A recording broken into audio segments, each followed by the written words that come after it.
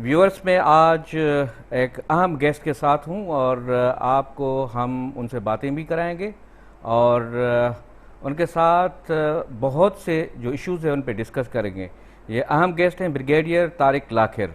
Brigadier Tariq लाखिर सितारा इम्तियाज़ military हैं और ये ज़रब अज़ब ऑपरेशन में और उसके साथ रद्दुल फसाद ऑपरेशन में ये कमांडर रहे हैं। Swat operation, commander Waziristan operation और फाटा ऑपरेशन में भी ये कमांडर रहे हैं।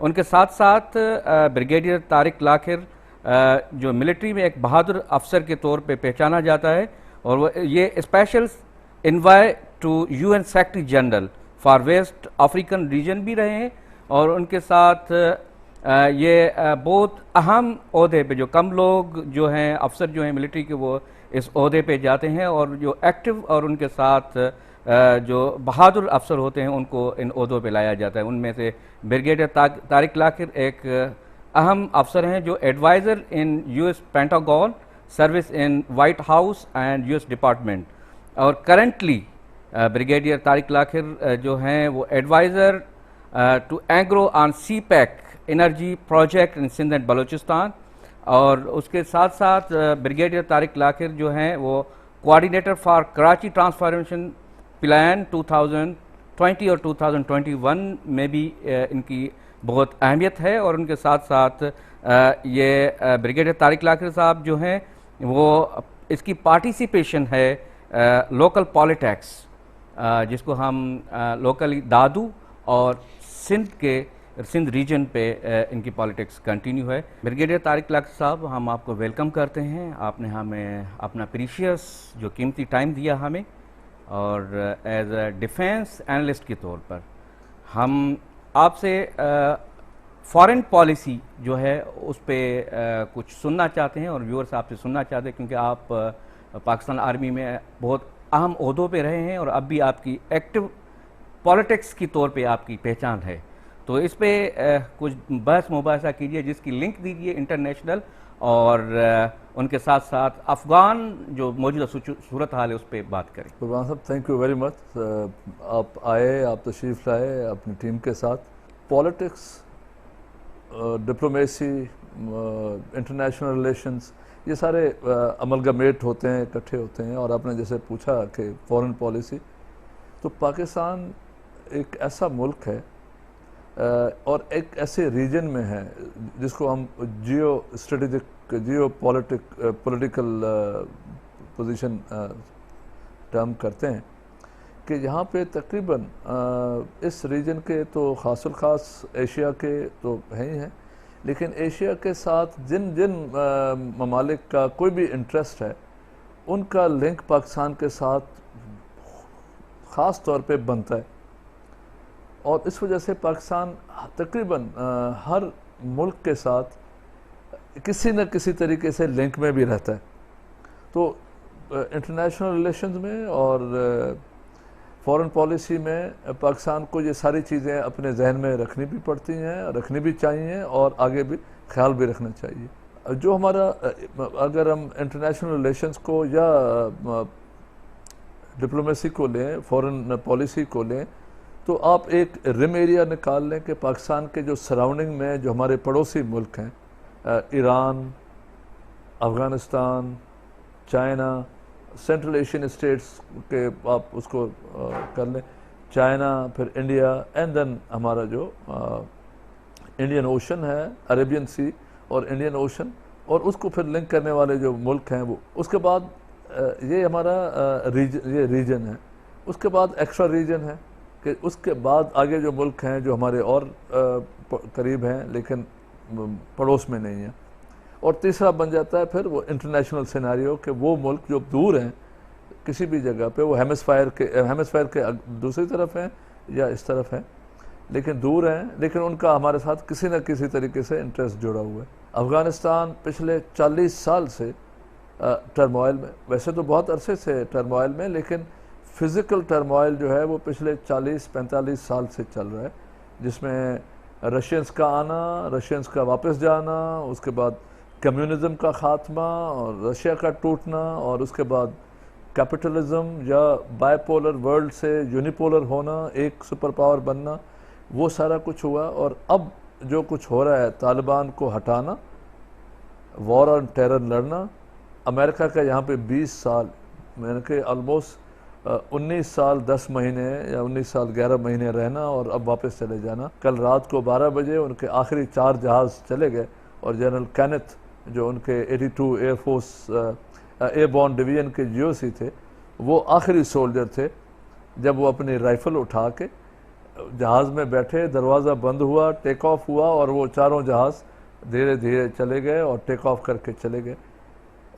جو ان کا سرپلس سولجرز تھے جو کہ وہ لے کے نہیں جا سکتے تھے، انہوں نے پاکستان سے ریکویسٹ کی اور پاکستان میں آئے ہیں، اور وہاں پہ 21 دن کا ویزا رکھ کے ان کو دیا گیا ہے، اور وہ کچھ دنوں میں ٹیک آف کر کے نکل جائیں گے.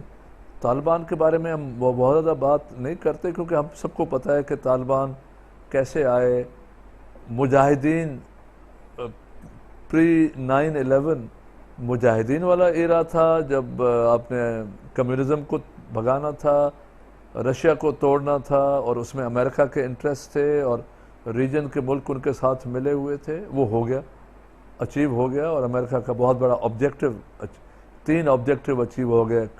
رشیا پریشر میں رہا، کمیونزم کا ایکسپینشن ختم ہوئی، رشیا ٹوٹ گیا، چھوٹے چھوٹے حصوں میں بٹ گیا. تو یہ بہت بڑا آبجیکٹو امریکہ کا اچیو ہوا. پوسٹ 9/11 امریکہ نے کافی سارے آبجیکٹو بنائے ہوئے تھے. ان کے 16 جو ٹیررسٹ تھے جو اس ٹوئن ٹاور کے ورلڈ ٹریڈ سینٹر کے بومبنگ میں شامل تھے، وہ almost all were from Saudi Arabia, سوائے 1-2 ملکوں کے علاوہ جو. لیکن ان کو پتہ تھا کہ جی ہم اگر ادھر جاتے ہیں تو وہاں پہ ہم ایسے ملک کے ساتھ ڈائریکٹ لڑائی کریں گے جن میں ہمارا انٹرسٹ بہت زیادہ ملا ہوا ہے.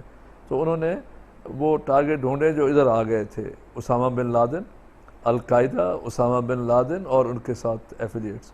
اور ظاہر ہے پھر وہ پاکستان نے رول پلے کیا، بات چیت ہوئی ان کو حوالے کرنے کے.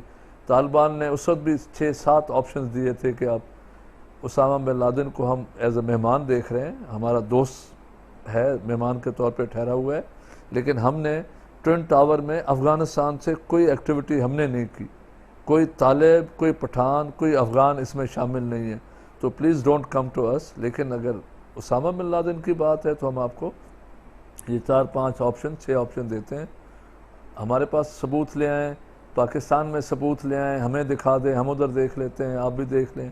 کسی مسلمان ملک کے اندر آپ 3 ججز بٹھا لیں، ہم بھی لے آتے ہیں، مسلمان ملک کے بھی وہ بندے آ جائیں، آپ کے بھی پروسیکیوٹرز آ جائیں اور بات کر لیں. آ کے ہیگ کے اندر چلے جائیں، انٹرنیشنل پیس جو کورٹ آف جسٹس ہے اس میں اس کو لے آئیں، ہم اسامہ کو لے آتے ہیں، وہاں پہ آپ پروو کر دیں.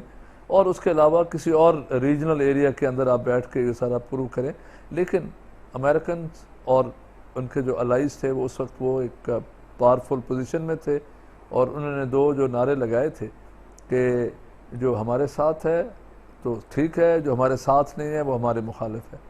اور میں آپ کو ایک بات بتاؤں، یہ ایگزیکٹلی یہ نعرہ جو ہے وہ آج سے تقریباً 1839 میں برٹش ایمبیسڈر ان ایران، اس وقت انہوں نے افغانستان کی سچویشن میں لگایا تھا کہ جی ادھر سے ایک باگی یا ایک فونی تھریٹ کریٹ ہوئی کہ جو گریٹ گیم کے طور پہ جو مشہور ہوئی تھی کہ روس آ رہا ہے تو ہم نے روس کو لڑنا ہے، تو افغانستان میں ہم نے لڑائی کرنی ہے، تو اگر کوئی ہمارے ساتھ چلنا چاہتا ہے تو چلے، جو نہیں چلنا چاہتا تو وہ ہم اس کو دشمن سمجھیں گے. 1839 میں. اور اب ہم پہنچے ہیں کب؟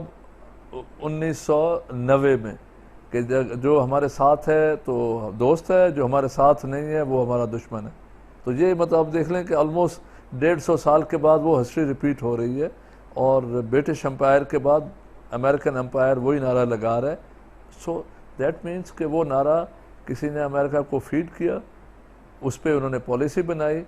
پاکستان کے 100 مرتبہ کہنے کے باوجود، 100 مرتبہ، 100 سے زیادہ، 1000 مرتبہ کہنے کے باوجود، چاہے وہ پولیٹیکل لیڈرشپ تھی یا ہماری ملٹری لیڈرشپ تھی، سب نے کہا کہ یہ آپ اسٹریٹجیکلی یہ بہت مطلب اچھا فیصلہ نہیں ہے آپ کا، لیکن وہ کہا گیا، آئے، لڑائی ہوئی جی، وہ طالبان تھے کون؟ لوکل لوگ تھے، انہوں نے پہلے بندوق کندھے پہ اٹھائی ہوتی تھی، امریکن پریشر آنے کے بعد وہ بندوق غائب ہو گئی، آپ چھپ گئے، انہوں نے ڈھونڈنے شروع کر دیے، ڈھونڈ کے مارا بھی، ٹھیک لوگوں کو بھی مارا جو کہ ان کے دشمن تھے، لیکن بہت سارے وہ لوگ بھی مارے گئے جو کسی کے بھی دشمن نہیں تھے اور نہتے تھے، انوسنٹ تھے، اپنے کاموں میں لگے ہوئے تھے۔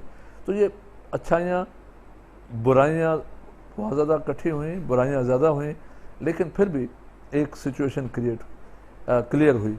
اب اس میں جو آبجیکٹو تھا، القاعدہ کو تتر بتر کرنا تھا، بھگانا تھا، بھگا دیا، وہ ایک آپ کا اچیومنٹ ہو گئی۔ اسامہ بن لادن کو آپ نے 9 سال کے بعد ایبٹ آباد سے ڈھونڈا اور ان کو اٹھا کے لے گئے۔ ہم نے نہیں دیکھا، لیکن ہم ازیوم کرتے ہیں کہ جی وہ جو بھی کہہ رہے ہیں وہ ٹھیک کہہ رہے ہیں، تو ہم ان کو وہ بھی کریڈٹ دے دیتے ہیں۔ پریزیڈنٹ اوباما نے وائٹ ہاؤس میں ایک نوشن آف وکٹری کیا کہ جو ہمارا دشمن تھا نمبر 1 تھا، اس کو ہم نے آج مار دیا اور ہم نے پورے امریکہ کے دل ٹھنڈے کر دیے۔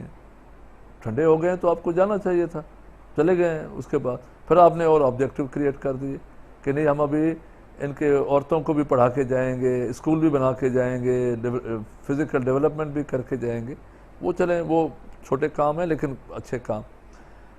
اس کے بعد ان کا آبجیکٹو تھا کہ ہم ان کو طالبانوں کو ختم کر کے جائیں گے، لیکن انہوں نے 8 سال اور 9 سال اور 10 سال میں دیکھ لیا کہ یہ ختم تو ہو نہیں رہے، یہ تو بڑھ چڑھ کر ہمارے ساتھ لڑائی کر رہے ہیں۔ اور تو اس کے بعد پھر وہ نیگوسیشنز میں آنا شروع ہوئے۔ نیگوسیشن میں پہلے سے آ رہے تھے، لیکن اسامہ بن لادن کے جانے کے بعد وہ نیگوسیشن میں آ گئے، اور اس میں پاکستان نے بہت ویلڈ، بہت اعلیٰ قسم کی مدد کی، ڈپلومیٹک اینڈ پولیٹیکل فرنٹ کے اوپر۔ طالبان کو ٹیبل پہ لے کے آنا اور ان کو سمجھانا کہ آپ نے ٹیبل پہ آ کے لڑائی کی بات نہیں کرنی، ڈپلومیسی کی بات کرنی ہے۔ تو وہ ٹرانسفارمیشن جو ہے طالبان کی، from a fighting force, a militant force, وہ ایکسٹریمسٹ فورس نہیں تھے، وہ ریڈیکلائز فورس نہیں تھے، وہ آئیڈیالوجیکل ملٹری فورس تھے جو کہتے تھے کہ جی، اور طالبان آپ کو یاد ہوگا کہ طالبان بنے کیسے تھے۔ جب مجاہدین ختم ہوئے، رشیا واپس چلا گیا اور روس ٹوٹ گیا، اور مجاہدین کا جو رول ہے وہ ختم ہوا، تو پھر یہ وار لارڈز، کیونکہ مجاہدین تو وار لارڈز تھے، وار لارڈز اپنے اپنی جگہوں پہ جا کے کمانڈر بن گئے اور گورنر بن گئے۔ اس میں قندھار کا جو گورنر اور قندھار کے گورنر کے ساتھ جو بندے تھے، ابھی میں نام نہیں لیتا، وہ بہت زیادہ بروٹل ہو گئے، لوگوں کو مارنا، اپنی مرضی کے احکامات دینا، اور انہوں نے مجاہدین کا نام بدنام کیا، ان کے کچھ بندوں نے، کچھ لوگوں نے۔ ان میں یہ جو قندھار کا جو کمانڈر تھا، یہ سیکس مینیک کے طور پہ مشہور ہوا۔ وہ کسی بھی عورت کو، کسی بھی خوبصورت لڑکی کو، ینگ لڑکی کو وہ اغوا کر کے لے جاتا تھا، اور وہ اس کے تو وہاں پہ یہ جو مدرسوں کے جو ینگ لڑکے تھے، انہوں نے اس کو بہت آبجیکٹ کیا کہ جی یہ مجاہدین کو ایسا نہیں کرنا چاہیے۔ اور ان میں سے جو طالب تھے، جس کو یہ اسٹوڈنٹس ہیں، طالب مینس اسٹوڈنٹ، تو مدرسوں کے جو اسٹوڈنٹس تھے وہ گئے قندھار میں اس کے گھر میں، اور اس بندے کو وہاں پہ انہوں نے گولی ماری اور اس کو ہلاک کیا۔ اور اس ایک بندے کی ہلاکت سے قندھار اور پورے ریجن میں خوشیاں منائی گئیں، ڈھول بجائے گئے اور طالبان زندہ باد کے نعرے لگائے گئے۔ تو وہ جو ایک سوشل ایک مومنٹم تھا، سوشل مومنٹ جو ہے وہ شروع ہوئی، اور اس سے طالبان کو احساس ہوا کہ اگر ہم اچھا کام کریں تو لوگ ہمیں ریسپیکٹ بھی دیتے ہیں، رسپانس بھی دیتے ہیں، اور ہمارے پیچھے چلنے کے لیے تیار بھی ہوتے ہیں۔ تو وہ طالب فورس وہاں سے بننا شروع ہوئی، اور وہ طالبان بنتے گئے، اور پھر سارے مدرسے انٹیگریٹ ہوئے، ان کے فورسز انٹیگریٹ ہوئیں، اور یہ بڑی فورس بنتی گئی۔ تو یہ ایک بہت زبردست طالب کا ایمرجنس ہوا، and this was a emergence for